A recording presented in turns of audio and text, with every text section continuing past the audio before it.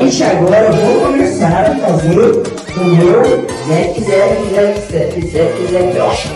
Pelo amor de Deus, me ajuda, eu acabei de ser mordido por um blogueiro. Você tá bem? Plataforma não. E porque é aniversário da escola, eles não deixaram ninguém entrar. Eu cheguei aqui branco, olha quanto eu tô Ô tio, ele tá dizendo que aqui era um quarto. Nossa, é um quarto, né? Você notou alguma coisa de estranho?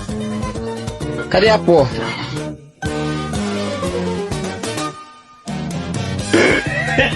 A avó é minha. Quer saber? Seu namorado é meu.